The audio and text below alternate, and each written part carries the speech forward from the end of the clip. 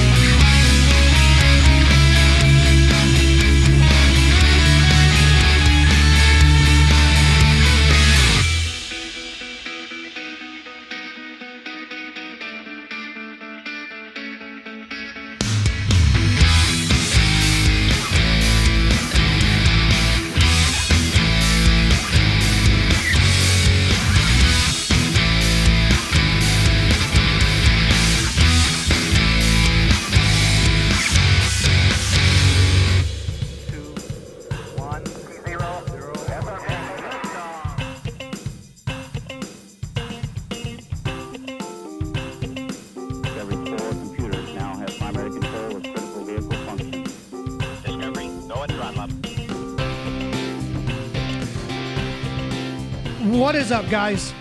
Alex McDonald, welcome back to This Week in Rockdale, joined by a couple of guests tonight. First of all, I'll bring on a fan favorite, wrong fan favorite, but there's Scott Smith. We'll bring him on in 1 second. Fan favorite, Larry Cox. What's up, Larry? How you doing, brother? Doing great, Al. Great to be here tonight. Well, actually, not great to be here under these circumstances, but it is great to have a show like this and a way to actually bring things like this to the citizens of Rockdale County when they need to know things that they wouldn't find out otherwise. Yes, sir. Well, it's good to have you here. Also joined by Scott Smith. Scott, thank you for being here tonight. We appreciate your time. How are you, sir? Good. Great to be here, and thanks for having me, guys. Anytime. Obviously, we're here to talk about the aftermath of the BioLab fire. Scott's done some soil and water testing here in Rockdale, and we've got some results back that we're going to go over tonight. But Scott, for those people that don't know who you are, why don't you give them a quick rundown of your background and ultimately what brought you here to Rockdale? Al, could I interject too also? And then with Scott, while he's doing this, I understand he won sort of a prestigious award this week Could you actually highlight that and tell us what that means also with your credentials? Well, that's great. So first and foremost, I just want to say that I just got a text from one of my new friends in Georgia, Ken Usher, that Georgia just beat Texas. Okay. Well, So Danielle, my co-host on my other show, is she's Georgia alumni. She also worked there. She was she was on staff there, a teacher, whatever you call them. So she'll be thrilled. Well, she already knows, I'm sure. She'll be watching that, right, Larry? She will. Yeah. So good for Georgia. I've become partial to Georgia since I've gotten to know the community there. But Larry, it was quite an honor. The Government Accountability Project had nominated me for an award, and I won an international award for, social justice and change in communities. And it's really more of an award for the communities that I'm trying to serve, from East Palestine to Conyers, Georgia. And what it means is that it really helps, because I've been the subject of smears and defamation. I'm not built like a normal person. When I get a subpoena in my driveway from Norfolk Southern and ex-EPA attorneys that have sold out communities like East Palestine and Conyers, it motivates me. And the most significant thing for Conyers is that the same unscrupulous class action attorneys from East Palestine that made around $200 million at the expense of the community have descended upon Conyers. And, that's a whole separate thing that needs to be done. And I would suggest that, we do a follow-up show on an organizational chart showing how all these are connected, because the people of Conyers need to be educated so they can make fully informed decisions, because these unscrupulous class action attorneys promised the world to people in East Palestine. And then, all of a sudden, when the settlement came in, what they do is they make a deal with the responsible party, and they make a settlement for the fees at the expense of the community. And then and what happened as part of this award is, in East Palestine, the attorney's expert witness, Stephen Petty, and you can go to the Government Accountability Project website and you can see his sworn declaration. The same class action attorneys refused to release his reports. They shifted their narrative and then agreed with Norfolk Southern and said nothing to see here. And what these class action attorneys tend to do is they promise the world to sign up the class, and then they do not reveal their expert testing reports, and then they join the narrative of nothing to see here. So I don't want to see that happen in Conyers. I want to see people make their own decisions. And I want to also say, for anybody watching this, whistleblowers, the Government Accountability Project, I wouldn't be sitting here and be able to do this if I didn't have the legal team defending me there. And for any potential whistleblowers watching, you can come forward and you can go to Leslie Pacey and the Government Accountability Project, and you can trust them to protect your life, because they've done that for me. And there are even whistleblowers coming forward from within these class action attorneys. So I know that may have been a little long to talk about, but it's very important for the people of Conyers to understand that. So well, we can talk about it a little bit towards the end of the show. Let's talk about the work you've done here in Rockdale County, though. Obviously, the chemical fire is what brought you here. But let's start by letting people know who you are. Now, you don't bill yourself as a scientist. You don't claim to be a scientist, right? You're a guy that collects samples, and then you provide those samples to professional labs to run those samples and collate data for you. That is correct. And even the so-called scientists at universities, they need to go. They use the same independent lab I do, and I have 25 patents, and Thomas Edison, who doesn't even have a high school degree, who he's referred to as a scientist. So that's really not that relevant whether someone is considered a scientist or not. I agree. Because the definition of science is acquiring knowledge in a systematic way, and that's exactly what I'm doing. And I've been validated and vindicated by one of the world's most renowned experts, Stephen Petty, who was silenced by the class action attorneys. So, So I'm glad you brought that up, Alex. So well, the reason I'm asking these questions is because I want people, first of all, to understand who you are. I want people to understand your methodologies, which is going to be my next question. You're not a scientist. I'm not a scientist, but I'm sure we both understand the scientific method. Right? You don't have to be a PhD to understand the scientific method. So in order to ward off anyone that chooses to try to discredit you, let's talk about your methodologies in collecting these samples. What standards and procedures are you? I've seen your work. I know that you're following standards and procedures, but let's make that clear if we can for the audience, just so that they understand that you're doing things and you're using accepted protocols, accepted methodologies in order to collect these samples for testing. Yeah, great points and questions, Alex. Yeah, absolutely. And I have you may see me out in the public out in front, but as you know from the background I sent, I have a comprehensive scientific team around me, including toxicologists and medical doctors. So all my methods have been vetted, and they're all in compliance for how experts, scientists, and anybody else who chooses to take sampling with proper protocols does. Okay. And when you've collected your samples and you've sent them off to the lab, what about the lab you're using? The lab I use is Eurofins, and the Eurofins lab, for example, is in East Palestine, used by the EPA, used by Norfolk Southern, used by responsible parties. It's one of the best labs in the country. And there aren't many labs that do comprehensive chemical testing, including dioxins, and they're one of them. So I purposely choose one of the best labs in the country. So the real science is done at the EPA certified lab at Eurofins. That's where the science is really done in all the proper testing protocols. Right. I wanted to get all that out of the way up front because you know how it is, Scott. People come along after the fact, and people will try to discredit this. People will try to discredit you and us for hosting you. So I want to make it clear to everyone that Scott doesn't claim to be a scientist. Scott is an environmental tester, an environmental activist. He's the founder of the Blue Shirt Justice League. Scott travels the country to these disaster zones, for lack of a better term, and does testing for the benefit of the community. Listen, let's get this out there as well. You're not doing this for self-enrichment. You're not getting rich off of this.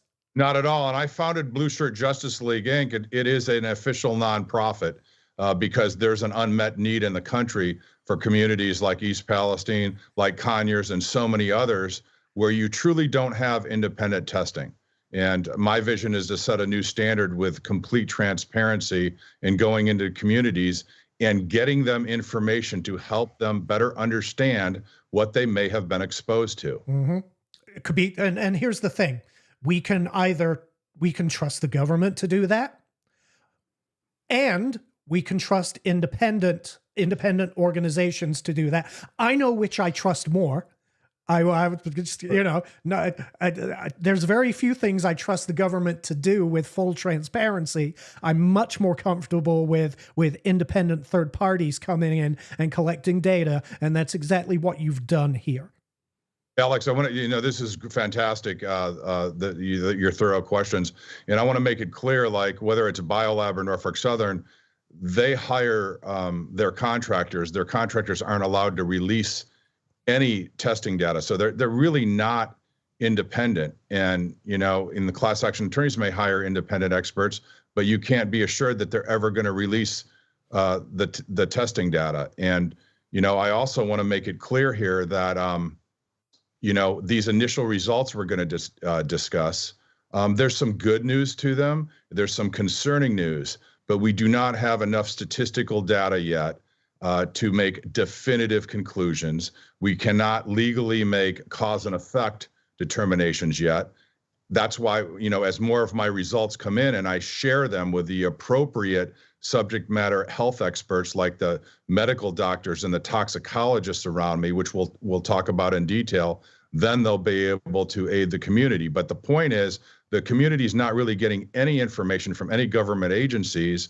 And I tend to find that, what creates fear and panic is people having health symptoms, not understanding what they may have been exposed to, right, and being deceived. And if we are transparent for the whole process, that is the best way to help people make their own decisions with as much information as soon as we know it. 100%. So let's talk about what you, let's go back to not day one, let's go back to the day you came and let people know what samples let people know, first of all, what you were looking for, what you chose to sample, why you sampled it. And I'm not going to ask you what you expected to find because you wouldn't know at that point in time. But based on your experience with other incidents similar to this, what were your preconceived notions? Yeah. First of all, in communities, I go into communities when I'm invited and the community asked me to go in. So I arrived, a few days afterwards, and the samples I took were right around October, 4th, 5th initially. And I have an expression: you can't find what you don't look for. Right. But in Conyers, BioLab hasn't been exactly transparent about what chemicals were involved. I may not be looking for everything I need to be looking for. And what my goal was to get as close to ground zero as possible. We went into the industrial park, and access through Precision Matters. We tested where there was a dead frog in, the retention pond within 1,500 feet of ground zero. And in those results, we found some volatile organic compounds, and those are the ones listed in the testing. And, again, this is all preliminary. We needed to get a lot more data, but there are, concerning volatile organic compounds. By the definition, volatile, they don't stay around long and they dissipate. So when you find them in the water, the next step is, okay, people are reporting health symptoms that they didn't have before the event. So is it possibly these volatile compounds that are hanging around the water could have been in the air? That's why it's relevant. And we also tested the residues on windshields in the parking lot of Precision Matters also. And we can go into detail on those results. But the other thing that is very important for the communities of East Palestine and Conyers is that we went to the same lab data. We're able to compare whether it's dioxins and other chemicals, water and soil. And it's going to help both communities to talk about these results because there's ongoing issues in East Palestine. If we can, for people that don't know what they are, let's define what VOCs are, volatile organic compounds, and dioxins for the audience, just so they know exactly what it is we're dealing with. Yeah. Volatile organic compounds are things that tend to be in the air, and they're by definition they're volatile, so they escape. It's like butane from a lighter. When you press that button, even if that butane is going to go into the air, it doesn't hang around long. And then you have semi-volatile organic compounds which hang around in soils, and that includes something called polycyclic aromatic hydrocarbons. And then you get into the analysis of the ash and things. And dioxins, they tend to stay around for a long time. They bioaccumulate. They don't leave the human body. They bioaccumulate in the human body, and Dioxins, though, are defined as a byproduct of manufacturing, right? Whereas VOCs are actually naturally occurring, in many cases, naturally occurring organic compounds, which you would expect to find some of them at background trace levels, regardless in nature. You're concerned about elevated levels of those VOCs. Yeah, no, except on VOCs, you really shouldn't find these kind of VOCs we found in water. In the places you found them, right? Yeah, in the water. Now, when it comes to dioxins and the semi-volatile organic compounds, you can expect to find it's called background samples. That's why you want to find control. You want to go in and you want to get control samples defined as where the plume or the impact wasn't. And something very important, Alex, products of incomplete combustion. When you have a low smoldering burn, especially with chlorine and bromine compounds, like we know were on site and on fire, you have a low smoldering burn that creates the products of incomplete combustion, of which dioxins and SVOCs are. And that's what you want to try to fingerprint and understand what you can trace directly back to the BioLab event. Right. Okay. Let's talk about what you tested, and then we'll get into the results that we have back, because you've tested all kinds. You've taken samples from multiple sources. What were those sources?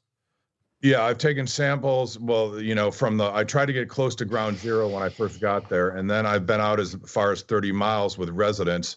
I've tested I've seen ash anywhere from a mile away out to 30 miles, and we're testing the ash. And again, I want to reemphasize, we do not have enough data to statistically make definitive conclusions, but we're better off as the results come in having meetings like this and talking about what we're seeing, so at least we can get some answers to the public. Right. So I've seen your posts, and I've seen the things I've seen the things that you have been testing. Hold on one second. Sorry. Larry, I muted you because your microphone was picking up all that. Now I can't see if you can unmute yourself on your end. Yeah, there you go. Okay, good. Thank you. So you took water samples, you took soil samples. I saw you were taking samples from vehicles, from buildings, of accumulated residue, right? Correct. Do we have any results back on what that residue was yet, or do we just have the water sample testing? No, you have the water samples and the residues, and I gave you the presentation that I presented at the community meeting earlier this week on Tuesday. Yep. So if you want to put some of that up to discuss, we can talk about it. Oh, hold on. What's up, Larry? Yeah, Scott, you did mention something. I seen a post the other day, and you were concerned about residents in a certain area burning wood that they've acquired for heating purposes. Could you explain why you may be concerned about them burning firewood? I think somebody posted that to one of my groups. I did not, I saw that, but, I did not express any concerns about burning. Okay. But somebody posted that to the group page, and I haven't done enough analysis or investigation to know whether that, needs to be a real concern or not. Right. Okay. And I do know the vegetation in the area had been impacted by whatever toxins or whatever in the area, that the vegetation in the immediate area had been severely impacted.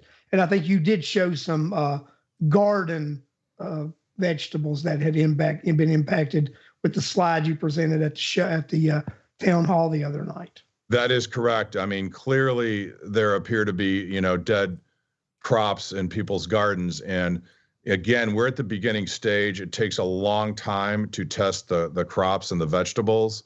And, we've preserved all the samples. It's like evidence, and it's going to take a while for me to get some answers and reach out to the what I do is reach out to the proper subject matter experts, from doctors, toxicologists, and crop experts, to get their input.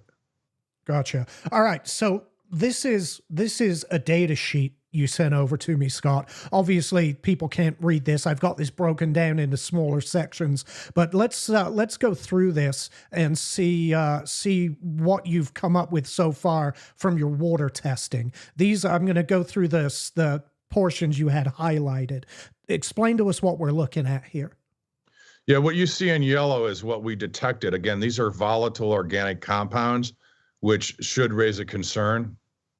If they're in the water, it's more than likely they were in the air also. And here's where we're going to get down the line. There is going to be a battle over ubiquitous in the environment, what is in the background. And I want to raise up, Dr. Claudia Miller. I used her slides this week, and you have them. There's something called TILT, toxicant-induced lack of tolerance. What that means is when you've got these mixtures of chemicals, you can take these results or the concentration for a singular exposure to one of these singular chemicals. Those are the standards. There are no standards for mixtures. Okay. So when you have all these bombarding you, it's not necessarily a safe level on a singular exposure or a result. These are present. So that is a very important point, and that's where there's going to be a big public relations battle and a legal battle between the responsible party, the public relations people, and potentially, the class action attorneys. Okay. So we're looking at, let's take acetone here, for example. We're looking at acetone, or your result was 50. Then there's RL of 20 and MDL of 0.7. What are those?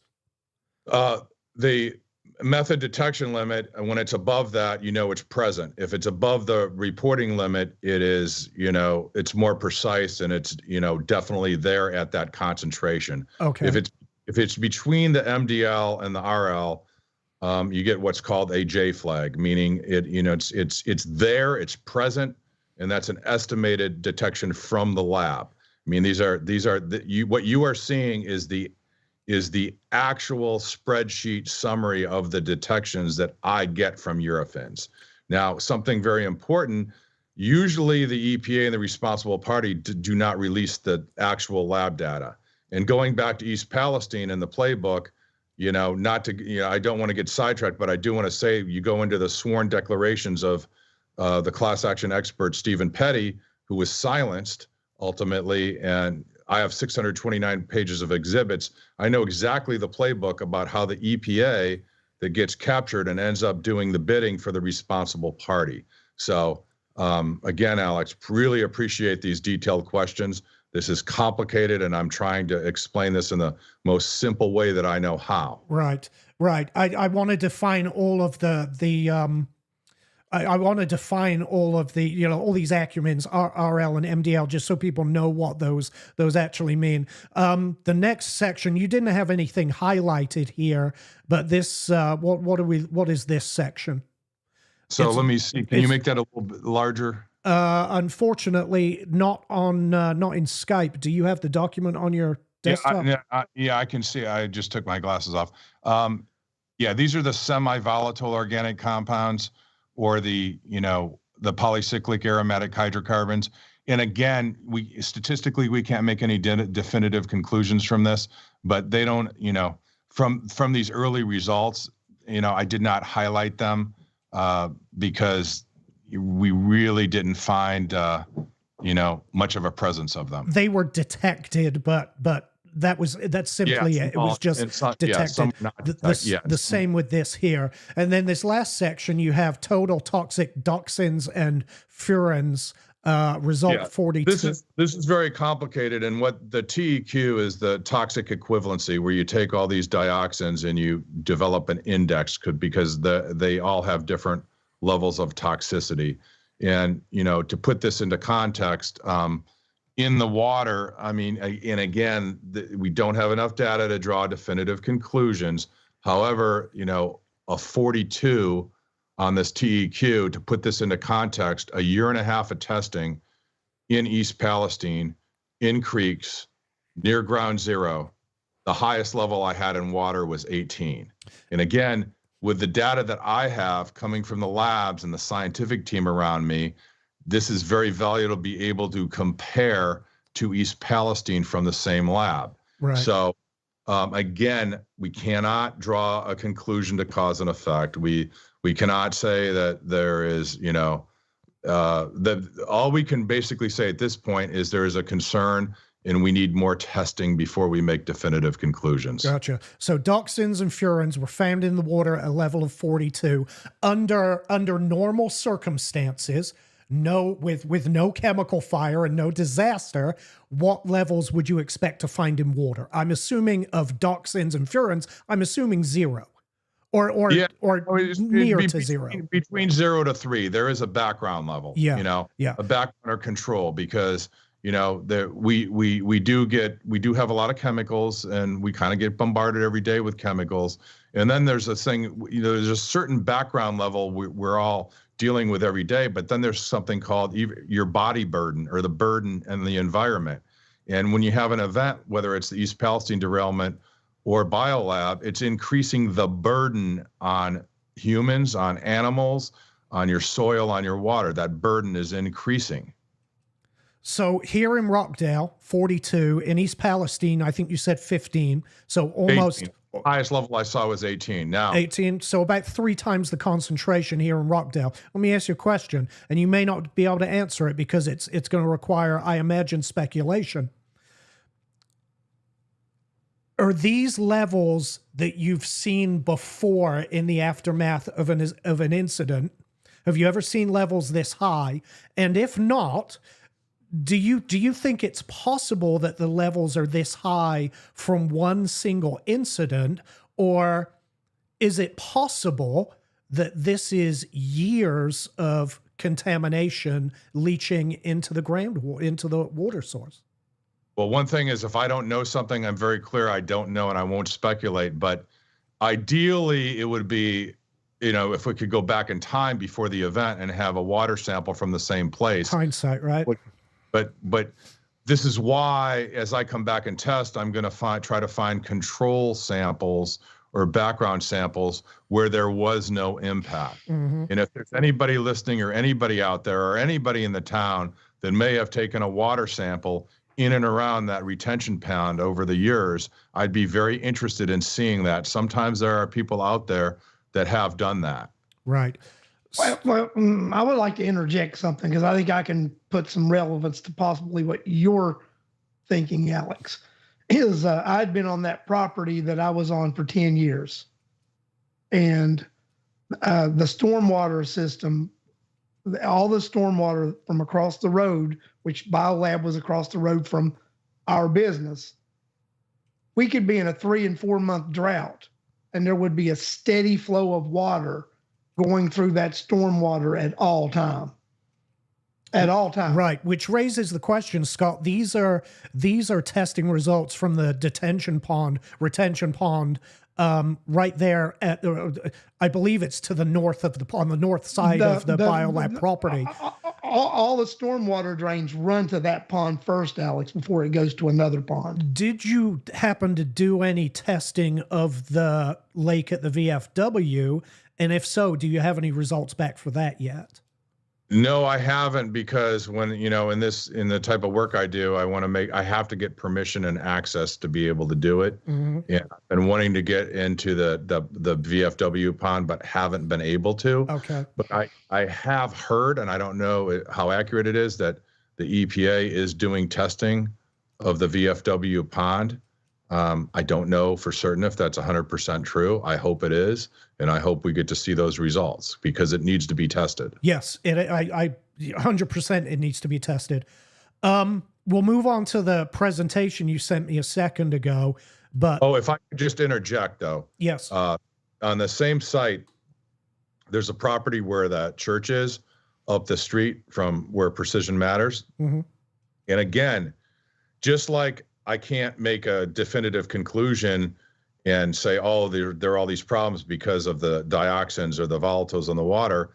I am seeing encouraging signs that the soil was, the results were within background on dioxins, on the polycyclic aromatic hydrocarbons. I am seeing some preliminary results on soil that is encouraging. So again, when the smears and the defamation, what happens is, because I'm independent and I don't answer to anybody, they like to start these smear campaigns. But the ironic thing is my data in East Palestine identified the hot zones.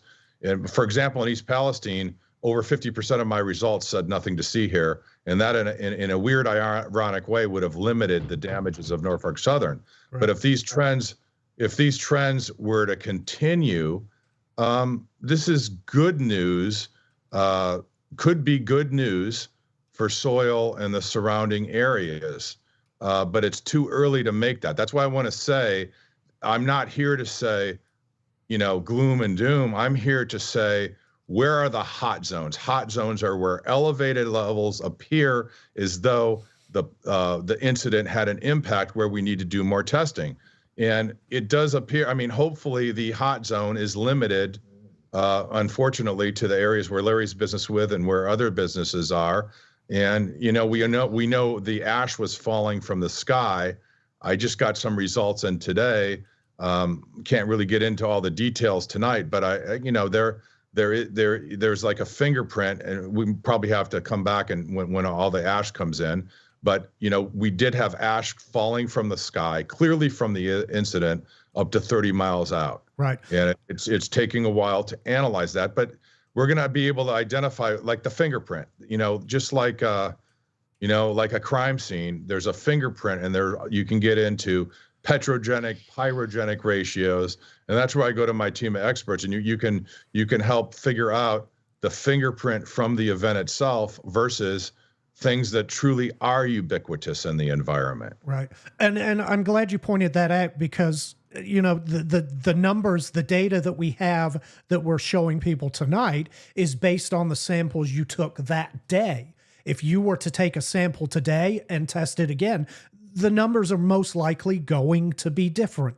There's a chance they'll be the same, but they're most likely going to be different. And John said, and I think we've already answered this for you, John, but is this level found in groundwater or in the drinking water that has been treated? The answer to that question at the moment is I would have no idea, because this was simply water that was tested at the retention pond. Yeah, obviously this is surface water in the environment. It is not drinking water. I want to make that clear. Right.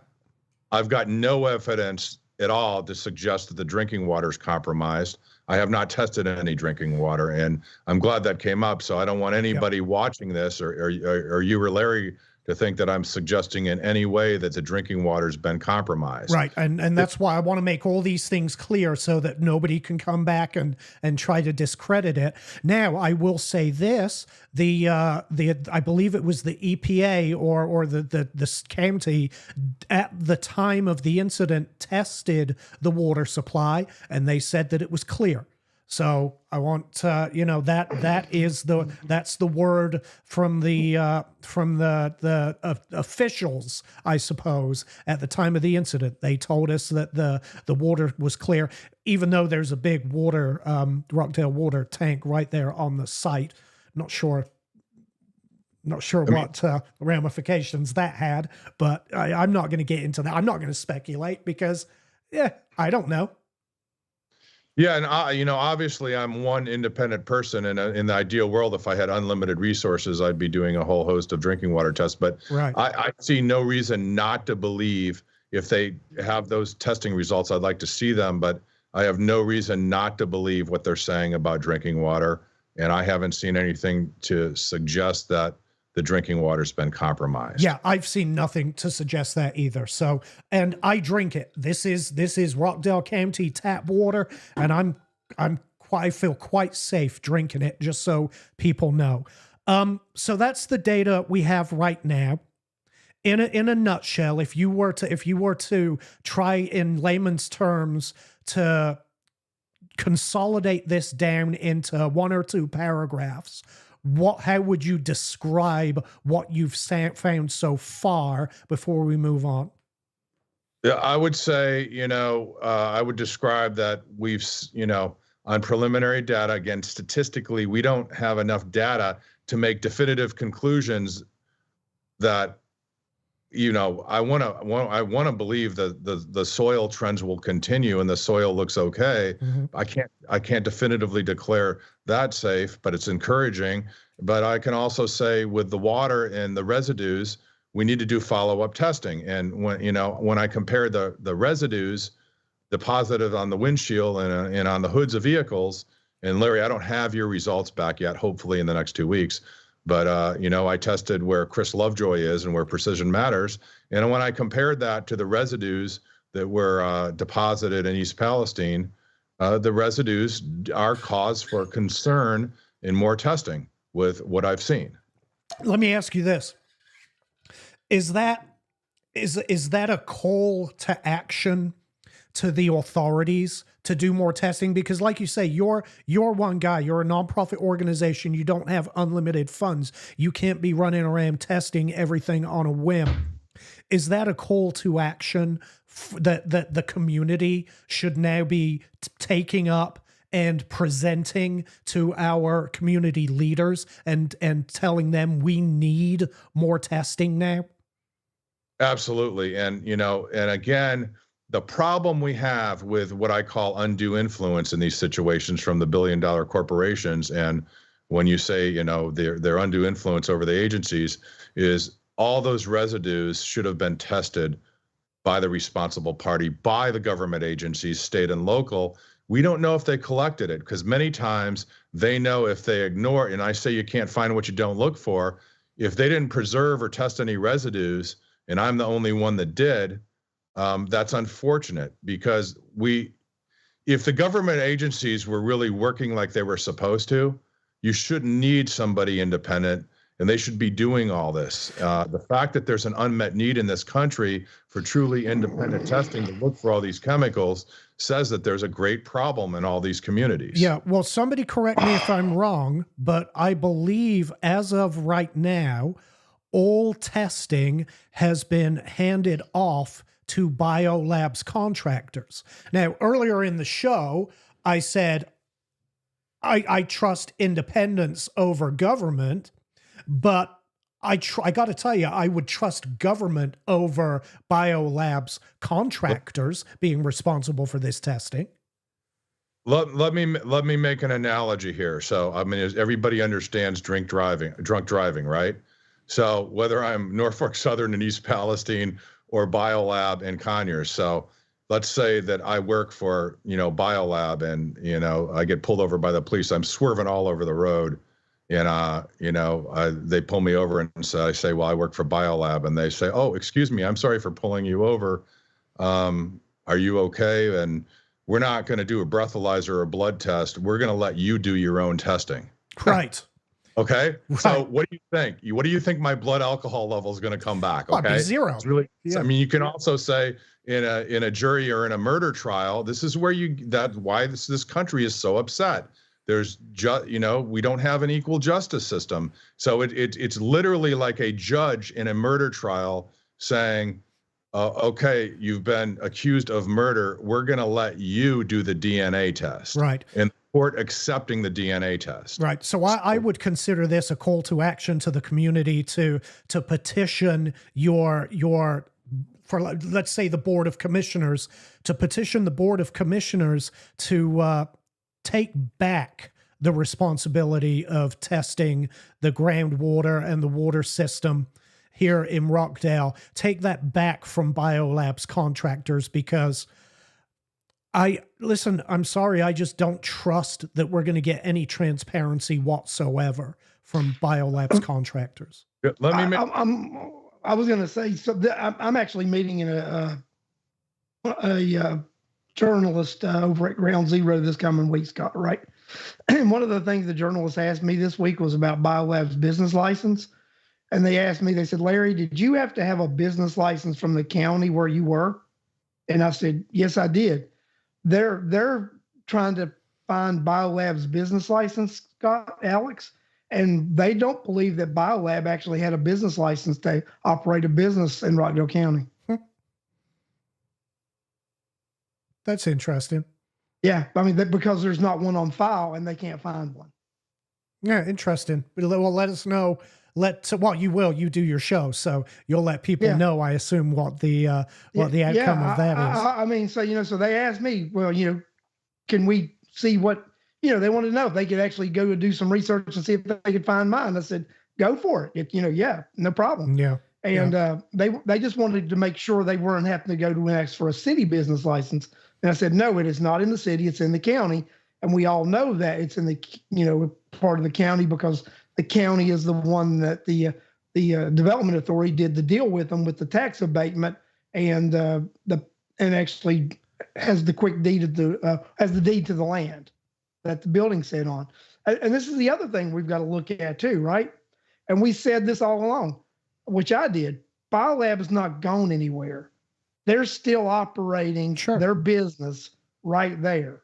And this is the thing about it, Scott. I mean, and from what I've done research and seen, that these chemical companies get these loopholes where they don't actually have to abide by the same OSHA standards and EPA standards that you and I do. If we would want to do something in our private residence, we have a higher standard than they do, and they're dealing with things that could kill thousands of people if they have an incident. Is that correct? Great point, Larry. And this is why this country is so outraged.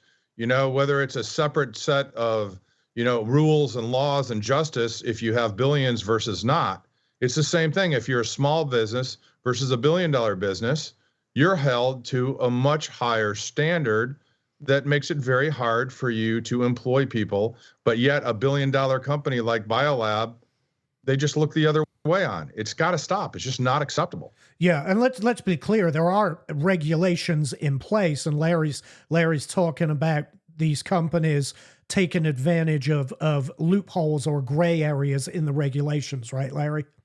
Because I don't want somebody coming back and suing you for saying that they're intentionally not doing something.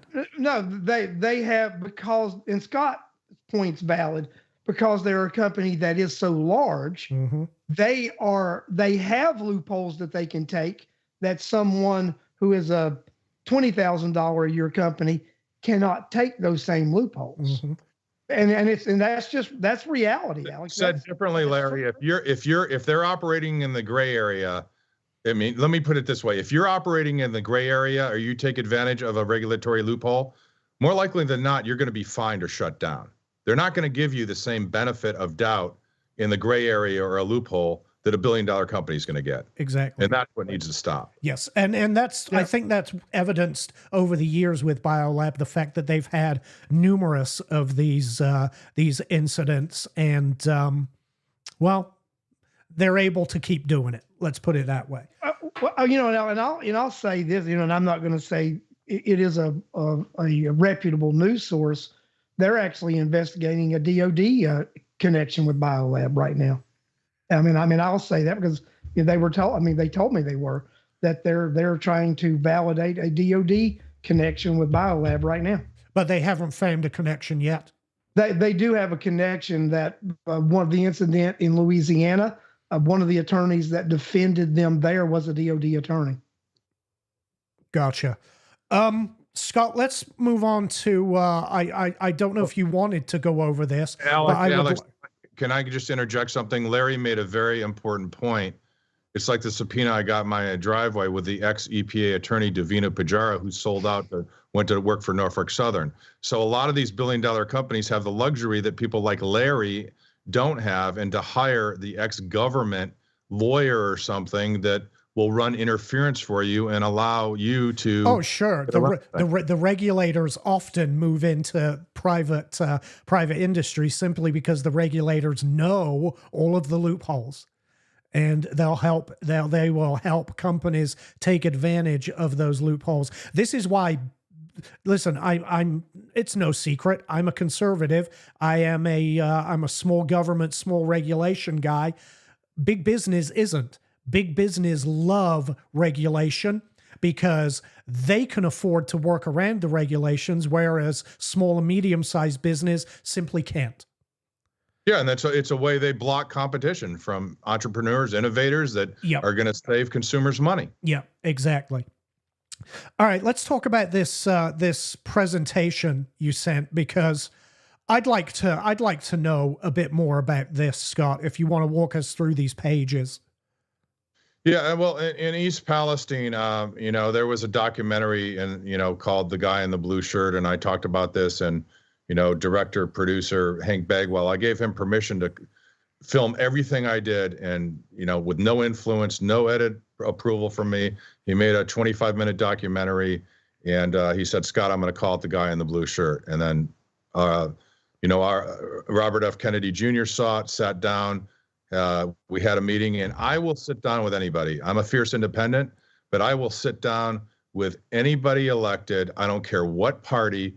And he sat down, he did some testing with me, And I won't agree. None of us will agree on everything, but that doesn't mean we can agree that human health and the environment matter in situations like East Palestine. Mm-hmm. So what the biggest takeaway from this is that the EPA is captured and it's been corrupted.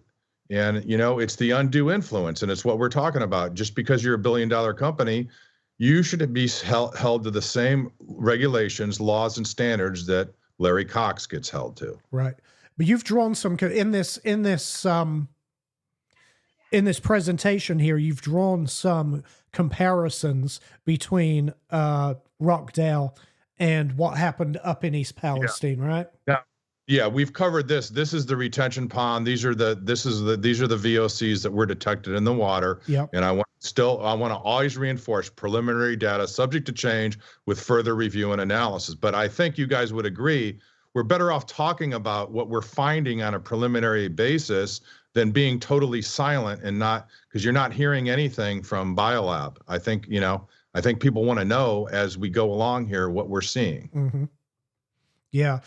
These, just so people know, these are images of you collecting samples out there in Conyers. And East Palestine, I think, is the lower picture there. Is that right? That is correct. That is, sampling residues, and that's collecting. And the next slide shows, one of the highest dioxin TEQs from collecting residues. Now, this is the best we can do with field sampling to try to create a comparison. And again, preliminary data subject to change. No final conclusions can be made with. But we did see 200 to 700% more of the dioxin TEQ in the residues in Conyers versus East Palestine, and we still don't have enough data statistically to make definitive conclusions. But we can say we need to do more testing. Right. These are plants that were seen at the time of the incident. Those are garden crops in that. Yeah. And these are comparisons to East Palestine. And I think Tamara Lynn Fries, I think I saw her make a comment. I think she's on this. And again, learning from East Palestine, we had the EPA and all the government officials say garden crops are safe without ever testing any garden crops. This would indicate that that's not necessarily the case then. That is correct. I mean, that if I'm looking at this, is Marilyn Figley here in Rockdale, or is that in East Palestine? No. This is all East Palestine, because at the top of the slide, it's East Palestine garden crops. Sampling. Okay. Yeah. And why this is important, it illustrates the fact that you can't find what you don't look for, and it's irresponsible. It's just as irresponsible to declare things safe in one of these events as it is to say everything's unsafe. Let me clarify. They said they were safe and they never tested. Is that? That is correct. That is correct. Right. That is. All right. So that's the data. Let's talk about the lawyers, because I said we would talk about it later in the show. So I guess now is the time to do that. You have some concerns about let's first of all make some definition. Plaintiffs' attorneys. These are attorneys that supposedly represent the victims, correct? Well, specifically these class action attorneys, Yeah. Not attorneys representing private businesses that aren't these class action attorneys. Okay.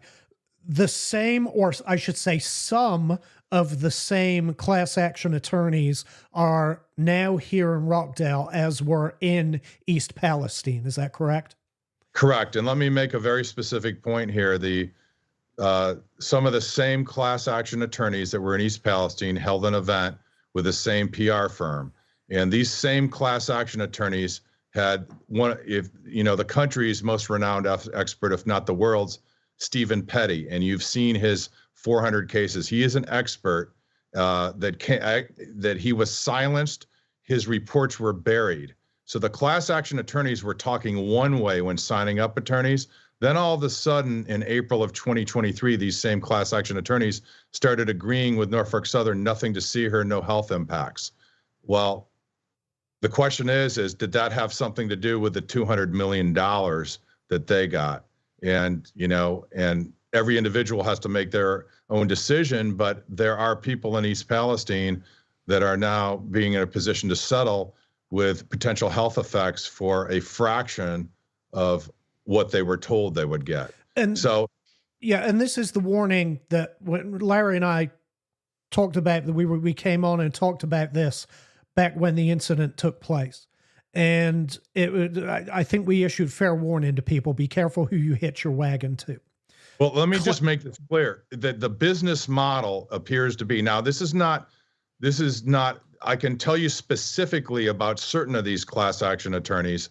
The business model appears, they've got connections to the court that people don't have, and the judges tend to favor them. And these class action attorneys, the playbook is they got to sign up all these residents. They make all these promises. We'll get you testing reports and experts. Then they don't reveal them. And they basically go to the billion-dollar company and say, let's settle. They look out, and the question is are they putting profits over people? Then they get millions of dollars, and then their clients never get the results, because the playbook is the class action attorneys basically say, okay, billion-dollar company, agree to settle right now. We'll do everything to make sure that our clients never, the testing reports we have never see the light of day. Right. And that's a big deal. And you can say, I believe morally and ethically that when you sign up and an attorney's doing testing, there's a moral and ethical obligation to share those with your clients, especially if they're reporting health symptoms. That our attorneys told us they will share the results with us. Yes. Let me tell. And I'm working with some other attorneys too that absolutely believe in transparency and revealing the results. So and it's very important for those of you out there. We probably need to have a whole session to educate the community, because it's early stages here, but the power's with the community to get in front of that judge and go and demand to be heard. Because in East Palestine, the judge basically blocked cameras, blocked transparency. And I do think the judge you have in Conyers does have a background working for a nonprofit, working for impoverished people. So I'm really hopeful that the community needs to get engaged. Your voice matters, and the court of public opinion actually matters to the judge. They pay very much close attention to it. So I really encourage Larry to kind of bring the community together and actively participate and monitor what's good, because you have the benefit of learning from everybody in East Palestine in early on to make an impact that they didn't have, because they believed everything being represented by the class action attorneys, that they all were going to get these more significant recoveries than what they ended up with. Well, I'll tell you what I said when we came on air. When we came on air to talk about this, when the incident happened, because the calls for class action lawsuits were coming thick and fast from the community, and my warning, I suppose, to the community was, be careful who you hitch your wagon to. Class action attorneys don't do it to make you rich. Class action attorneys do this to make themselves rich. I know Scott's not saying, Scott's not coming out and saying that they're putting profits over community. But in my experience, I'm not talking about these particular, just so that they don't get all litigious. I'm not talking about these particular group of class action attorneys, but in the past, every class action suit that I've seen has always enriched the attorneys over and above the members of the class. In some cases, you may not have a choice but to join a class action. And I would say if you have a minor claim, maybe $1,000, $2,000, maybe a class action is the right way to go for you. But if you're looking at more significant losses, I would do everything you can to find a way to engage a independent attorney and not join a class action just to protect yourself. Because, like I said, these class actions never benefit the members of the class. They just don't. Very important to follow up on that, because we know a lot of people are listening to this. Class actions, absolutely, I agree, make sense. If you determine for you and your family, you really don't have, You don't think you have any health effects. You think you have minor damages. The class action may make sense, absolutely makes sense. But it's the people that have believe they have significant health effects that have the right to opt out. And don't let it, and again, the community has control over this, because even if you're forced into the class, you have the right to opt out. Absolutely. You're not stuck with it. And if enough people opt out, there will be no settlement. And again, these class action attorneys, some of them go and they hire PR firms. When you see whether it's the government agency, when you have to deal with PR people, your antennas should go up, no matter who it is. Yes. Yeah. I want to highlight this comment again, just because I think it's important.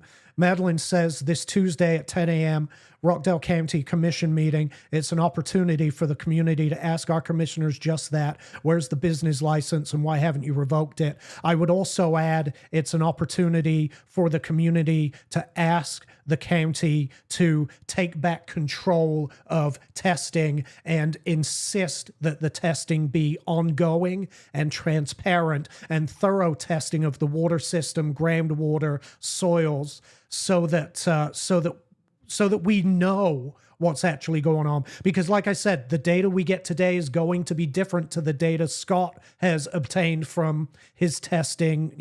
How long ago was that now? 6 weeks? Yeah. And there's more coming in. And Alex, I need to make another very important point. In East Palestine, you'll see in the record, again, with the Government Accountability Project and my declaration, I am on record over and over again that I would sit down with the EPA, with the railroad, as long as we share the data and reciprocity and all the detailed testing reports and everything. And they canceled the meeting on me in East Palestine and refused to share the data and reciprocity. And I'm a private citizen, and I know why, because I caught them on how they were gaming it. I want to be very clear, and that's a great comment by Madeline, very clear that my offer, I will sit down with the town of Rockdale, I will sit down with the EPA, I will even sit down with BioLab, and share data and testing, as long as it's in reciprocity. Anybody that doesn't have anything to hide should be willing to sit down and have a professional, respectful dialogue and share all the details. They should. And listen, if people want, obviously there's East Palestine now, there's Conyers, but if people want a very good example of how corporations cover up data for themselves, just go back and look at DuPont in the 90s. Because that was one that I believe affected every single American man, woman, and child. And look at the data cover-up that was taking place there. Anyway, that's an aside from this, but it's just a good example of what these companies, the lengths they're willing to go to conceal data.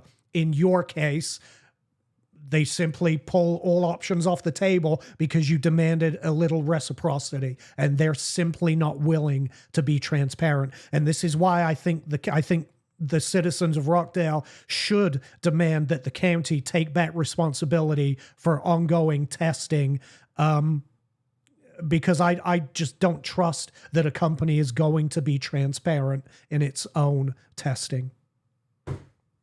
There, I said it. They're not going to, Alex. You're 100% correct. Yeah, I don't trust it.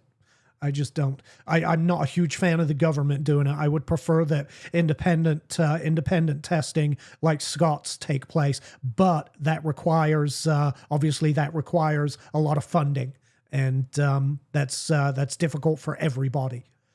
But yeah, it is what it is. I think we're getting to a point where we can wrap this up, Scott. I want people to see your website here, which went live. When did this go live? It went live on Thursday. It went live on Thursday. And we're improving it every day, catching mistakes. And that is, go blueshirtjustice.org. And it's been in the making for quite some time, since East Palestine. Yeah, it describes, obviously, the services you guys provide, lets people know how they can reach out and get in touch with you. Let me ask you about that, because you say you come upon invitation. Is there a benchmark for the type of incident you will go and investigate? No, there's not. I mean, this goes back to my first disaster and what I learned. And if I can help communities not have to go through the pain and agony I went through in my own, it's just, I believe at the end of the day, when you have children and grandchildren, it's not about how much money you made or didn't make in your life. Did you do the right thing and bring people together and do right by your fellow citizens and humans? And this is just my passion based on, I've been in over 70 disasters now, and Conyers is the 78th, and it started with my own, Right. 18 years ago. But people reach out to me all the time, and they ask me to come into a community. I don't just show up and start doing testing. People, reach out to me on social media, and I go in. Unfortunately, I can't get to all communities that ask. Right. For devastation in North Carolina, a lot of people have reached out. I just haven't been able to get there. I mean, there was another chemical fire or explosion in Arkansas. I haven't been able to get there. But once I do go into a community, whether East Palestine or Conyers, I'm committed to within all my resources, I'm going to stay there as long as it takes to see it out and do the best I can for the community. Gotcha. Importantly, on the website, there's a donation link. And this is my personal call to action to people. Maybe this holiday season, instead, in lieu of one gift to a person, maybe in lieu of that, we make a donation to the Blue Shirt Justice League and help Scott with his work, because we've benefited from it here in Rockdale. Other communities need the opportunity to be able to benefit from that, and that requires ongoing funding for Scott's organization.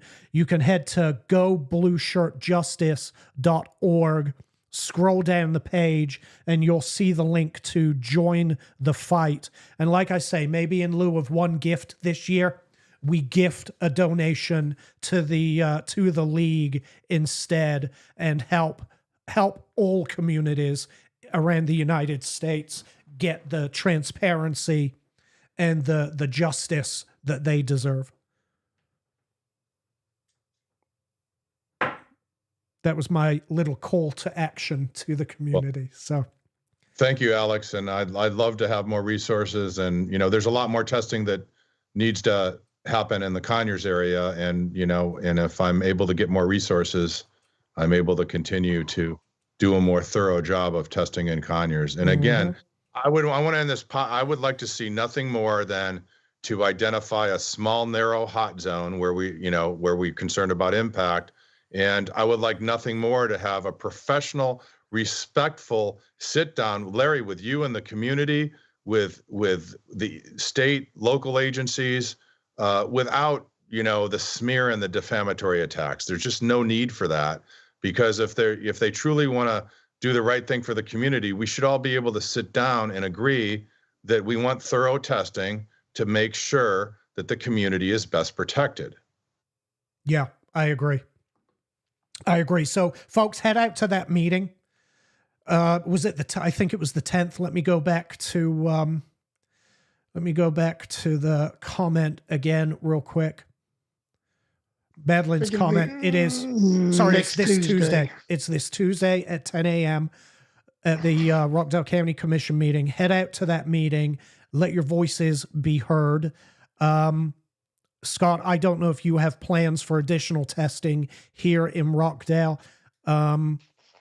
I know you have data that still needs to come in, so when it does, obviously let us know, and we can invite you back and discuss it even further. Larry, I don't know if there was anything you wanted to add before we wrap this up.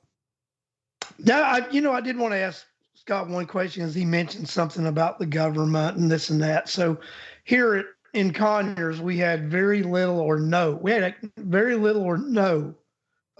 acknowledgement by the governor's office or the legislature, a couple of local legislators. Was this common in East Palestine?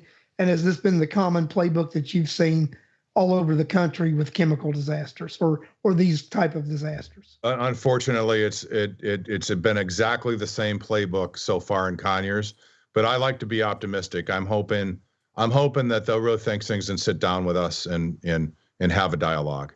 Because, what the billion-dollar companies need to understand, if they're more transparent with the community and they start sharing test results and working with us, they're going to limit their damages, but they're also going to become a great corporate citizen. They have an opportunity to turn it all around and gain trust in that community.